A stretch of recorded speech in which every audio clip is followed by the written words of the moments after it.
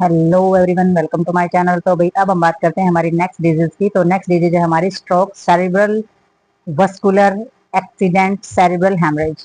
ठीक है, तो ये जो हमारी डिजीज है इसको कई नामों से जाना जाता है। हमारी जो प्रॉब्लम है यानी कि स्ट्रोक बोला जाता है इसको, सेरिब्रल वस्कुलर एक्सीडेंट बोला जाता है, या फिर सेरिब्रल हैमरेज भी हम इसको बोल सकते हैं।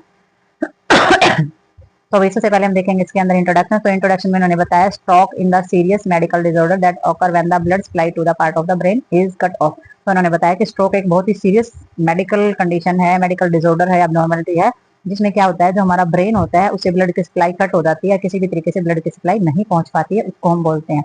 तो इसमें क्या बताया, like other organ of body brain need the oxygen of nutrition provide by the blood to function properly. तो इन्होंने बताया है कि भाई जैसे और ऑर्गन होते हैं हमारी बॉडी के, उनको जैसे न्यूट्रिशन और ऑक्सीजन की जरूरत पड़ती है, ऐसे ही हमारे ब्रेन को भी सभी चीजों की जरूरत पड़ती है।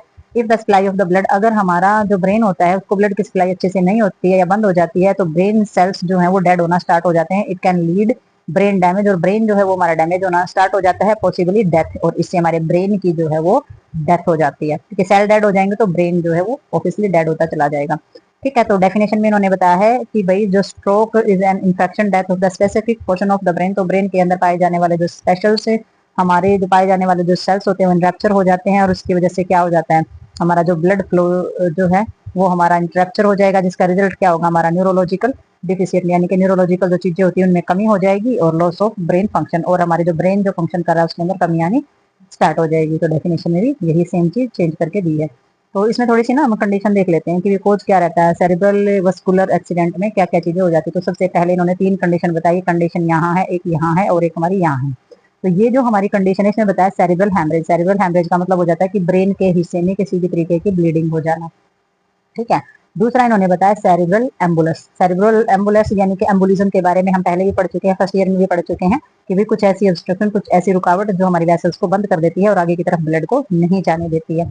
ठीक है, नेक्स्ट हमारा जो आ जाता है वो आ जाता है सेरिब्रल थ्रोम्बोसिस। तो थ्रोम्बोसिस में क्या हो जाता है कि हमारी जो लेयर होती है, जो वॉल होती है हमारी वेसल्स की, उनके अंदर जमाव हो जाना किसी चीज का, और वो जो है फिर ब्लड के आने जाने में रुकावट पैदा करती है और रास्ता नहीं छोड़ती है। तो देख सकते हैं आप तीनों की तीनों कंडीशन, ये हमारी हेमरेज यानी कि ब्लीडिंग हो रही है, और ये हमारा एम्बुलेंस यानी कि एम्बुलिज्म हम जिसको बोलते हैं, और ये हमारा थ्रोम्बोसिस। तो ये हमारे रीजन रहते हैं इसके। तो ये डायग्राम में आपको समझ में आ गया होगा कि स्ट्रोक जो है किन किन 3 चीजों की वजह से हो सकता है। तो वैसे कोज हम इसमें भी पढ़ सकते हैं, ये यही चीजें दी गई हैं जैसे कि हमने डायग्राम में की है। तो थ्रोम्बोसिस है, थ्रोम्बोसिस क्या हो जाता है, blood clot in blood vessels brain and neck. तो हमारे ब्रेन और नेक के अंदर जो है वो ब्लड वेसल्स के अंदर किसी भी तरीके का क्लॉट हो जाना। सेरेब्रल एम्बोलिज्म में क्या हो जाता है, ये एक ऐसी कंडीशन है भाई जिसमें एम्बुलस यानी कि किसी भी तरीके का जो है रुकावट ऑब्स्ट्रक्शन से बन जाता है, और ये क्या करता है फिर आर्टरी के अंदर जो है ऑब्स्ट्रक्शन यानी कि रुकावट पैदा कर देता है आर्टरी के अंदर, और ब्लड फ्लो को रोक देता है। ठीक है, एस्केमिया क्या हो जाता है, इसमें low blood supply in any part of brain. Brain के किसी भी पार्ट को जब ब्लड की सप्लाई वहां पर जानी बहुत कम हो जाए या स्लो हो जाए तो उसको एस्केमिया बोला जाता है। ठीक है, फिर आ जाता है हमारा वस्कुलर कंप्रेशन। तो वस्कुलर यानी कि जो हमारी वेन कंप्रेशन, यानी कि जो वेन होती है जो हमारे इम्प्योर ब्लड को कैरी करती है, उस पर बहुत ज्यादा प्रेशर आ जाना। आगे आ जाता है हमारा आर्टेरियल स्पाज्म, यानी कि आर्टरी के अंदर जो है कॉन्ट्रैक्शन होना स्टार्ट हो जाना। ठीक है, तो नेक्स्ट हमारा जाता है रिस्क फैक्टर। तो रिस्क फैक्टर में कौन कौन सी चीजें हैं, वही हाइपरटेंशन है, बीपी हमारा बहुत ज्यादा मात्रा में बढ़ जाना, दिल की बीमारी हो जाना यानी कि एथेरोस्क्लेरोसिस हम जिसको बोलते हैं, या फिर हमारा डायबिटीज, शुगर वगैरह ज्यादा बढ़ जाना, सिगरेट पीना, इमोशनल स्ट्रेस, भावनात्मक जो चिंताएं होती है वो ज्यादा हो जाए, कैरोटिड बर्ड्स हो जाना यानी कि हमारा जो रेड ब्लड सेल्स होते हैं उनके अंदर किसी चीज की अबनॉर्मलिटी हो जाना, डायजोस्लिपिमिडिया यानी कि हमारी किसी भी तरीके की जो ब्लड के अंदर जो कोलेस्ट्रॉल्स वगैरह होता है उसका ज्यादा बढ़ जाना।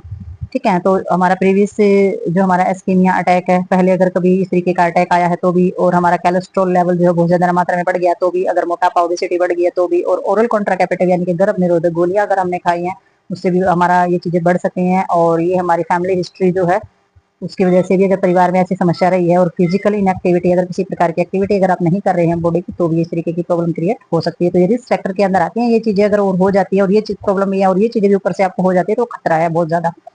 तो क्लिनिकल मैनिफेस्टेशन दे रखा है इन्होंने। क्लिनिकल मैनिफेस्टेशन के अंदर इन्होंने दिया क्या क्या देखना है। सबसे पहले अब नॉर्मल नैरोइंग पासेज ओपनिंग देखनी है कि भाई जो हमारी जो अब नॉर्मल यानी कि अलग ही तरीके से हमारी जो पासेज है या ओपनिंग है वो बहुत ही नैरो यानी कि बहुत ही कम जगह अगर उनके अंदर रह जाती है, तो ब्लड प्रेशर है यानी कि ब्लड वेसल्स है हमारी, या हार्ट वाल है, या फिर हमारी जो वेसल्स हैं यानी कि नेक गर्दन के अंदर पाई जाने वाली जो ग्रेट ब्लड वेसल्स हैं, जो बड़ी हमारी ब्लड वेसल्स हैं, उनके अंदर सेटनोसिस यानी कि किसी प्रकार की रुकावट अगर हो जाती है तो वो सारी की सारी चीजें इसमें देखी जाएंगी। पैरालिसिस देखा जाएगा कि भाई जो मसल्स वीकनेस हो जाने की वजह से अगर प्रॉब्लम क्रिएट हो गई है तो ठीक है, तो हमारा हीमीप्लेजिया देखा जाएगा। इसमें क्या होता है, इसमें पैरालिसिस हो जाता है वन साइड हमारी बॉडी में, किसके कारण होगा, affecting the opposite hemispheres of the brain. तो हमारे ब्रेन के अंदर पाई जाने वाली जो हेमिफीरियस होती है वो भी अपोजिट, तो उसके इफेक्ट के, इस बीमारी के इफेक्ट के कारण क्या हो सकता है, एक साइड का जो है पैरालिसिस जो है वो हो सकता है। तो क्लिनिकल मैनिफेस्टेशन के अंदर हमें ये चीजें देखनी है। ठीक है, तो आगे देखेंगे हम इसमें। और वही इसमें बोलने में बोलने में दिक्कत आ सकती है। ठीक है, लॉस ऑफ स्पीच इसमें हो सकता है। पैरास्थीसिया, पैरास्थीसिया में क्या हो जाएगा, पैरास्थीसिया में सारी की सारी जो हमारी अबनॉर्मल जो कंडीशन हो जाती है, जैसे कि स्पोर्टनेस जो चीजें होती है, जैसे कि टिंगलिंग होना या प्रिंकलिंग होना, सेंसेशन यानी कि सुइयां सी चुभना होता है, या फिर हमारे कांटे से जो चुभना होता है, तो इस तरीके की पिनिंग, जैसे पिन चुभती इस तरीके का सेंसेशन हो जाता है, जैसे कि निडलिंग सेंसेशन भी हम जिसको बोलते हैं।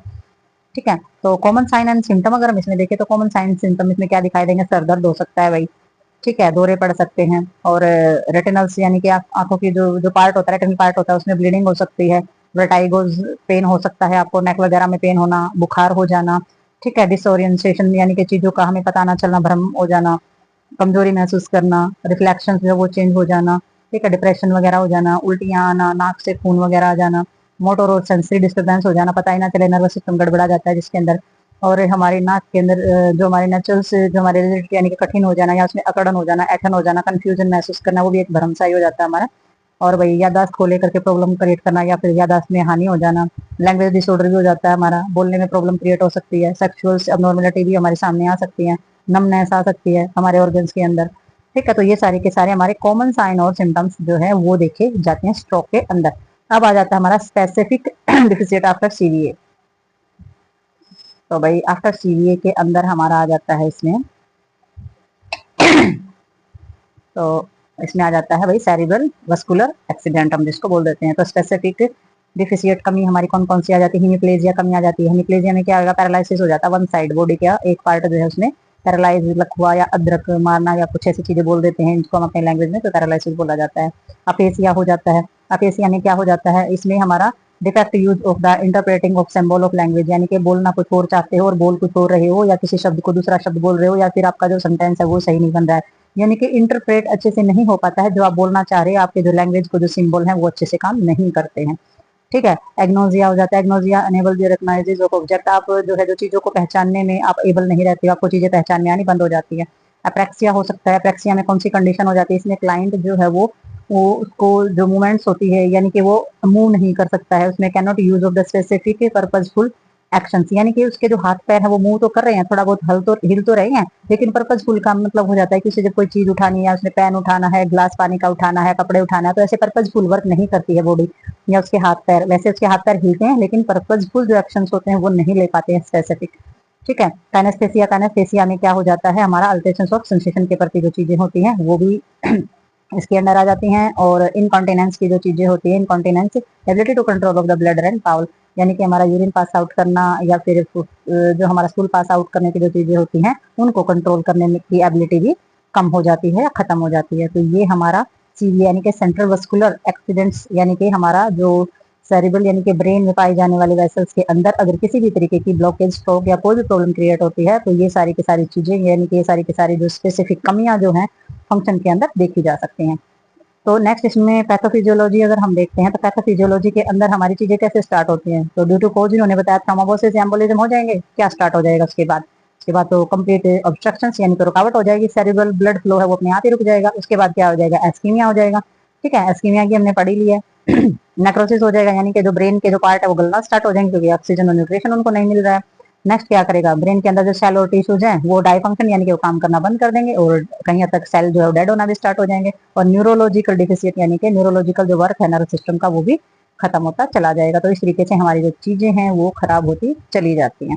अब डायग्नोस्टिक एवोल्यूशन अगर करते हैं तो उसमें क्या क्या चीजें हमारी रहेंगी। डायग्नोस्टिक एवोल्यूशन में सबसे पहले फिजिकल एग्जामिनेशन कराना जरूरी है। कंप्यूटर टोमोग्राफी, टोमोग्राफी के अंदर हमारे टिश्यू सेल और सभी की जो जांच परख की जाती है वो होती है। सीएसएफ कल्चर यानी कि सेरेब्रल स्पाइनल फ्लूइड जो हमारा होता है उसको चेक किया जाता है। एमआरआई करी जाती है इसमें। ठीक है, और इसमें पोस्टॉन्स या एमिशंस या टोमोग्राफी ये सारा का सारे टेस्ट हमारे किए जाते हैं। हिस्ट्री कलेक्शन तो लेना ही होती है। ठीक है, एंजियोग्राफी यानी कि सारा का सारा हमारी नसों की जो चीजें होती है वो इसके अंदर देखी जाती हैं।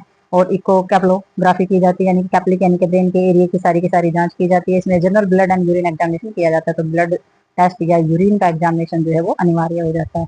ठीक है, तो भाई वैसे तो ये डिजीज है, ये हाफ हो गया, ये इसका वन पार्ट है।